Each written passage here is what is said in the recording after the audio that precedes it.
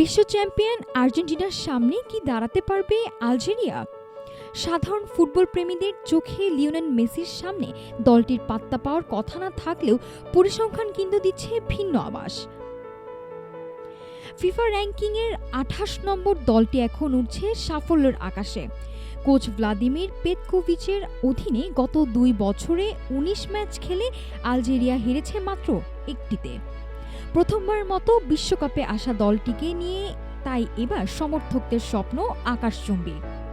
বাছাই পর্বে ১০ ম্যাচের ৮টিতে জিতেই গ্রুপ সেরা হয়ে বিশ্বকাপের টিকিট কেটেছে আলজেরিয়া।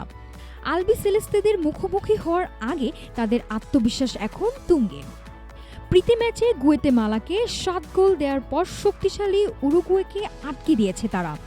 আর এই জুনেই সাবেক বিশ্ব চ্যাম্পিয়ন নেদারল্যান্ডসকে ১-০ এবং বলিভিয়াকে ৪-০ গোলে উড়িয়ে দিয়ে নিজেদের সামর্থ্যের জানান দিয়েছে ডেজার্ট ফক্সরা। আলজেরিয়ার আসল শক্তি তাদের গতিময় আক্রমণ ভাগ। অভিজ্ঞ রিয়াদ মাহরেজের চতুর্থের সাথে আমিন গুইরি ও মোহাম্মদ আমৌরার গতি ভয় ধরাতে পারে আর্জেন্টাইন রক্ষণে। গোলপোস্টের নিচে দেয়াল হয়ে আছেন কিংবদন্তি জিনেদিন জিদানের ছেলে লুকা জিদান। তবে আর্জেন্টিনার জন্য আজ বড় হুমকি হতে পারে ২০ বছর বয়সী তরুণ প্রতিভা ইব্রাহিম মাজা।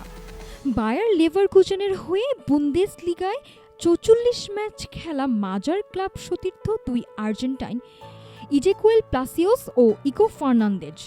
তাদের কাছ থেকে আর্জেন্টিনার ভেতরের কৌশল জেনেই আজ মাঠে নামছেন এই তরুণ তুর্কি। তবে মাঠের লড়াইয়ের আগে মাঠের বাইরের আলোচনা নিয়ে কিছুটা বিরক্ত আলজেরিয়া কোচ। গণমাধ্যমে শুধু আর্জেন্টিনা ম্যাচ নিয়ে মাতামাতি দেখে হতাশা প্রকাশ করেছেন তিনি। পেতকোভিচের মতে গ্রুপ পর্বে তাদের বাকি দুই প্রতিপক্ষ অস্ট্রিয়া ও জর্ডানও কম গুরুত্বপূর্ণ নয়। ইতিহাস বলছে আন্তর্জাতিক ফুটবলে এটি দুই দলের মাত্র দ্বিতীয় দেখা। এর আগে ২০০৭ সালের ৫ জুন প্রথমবার মুখোমুখি হয়েছিল এই দুই দল।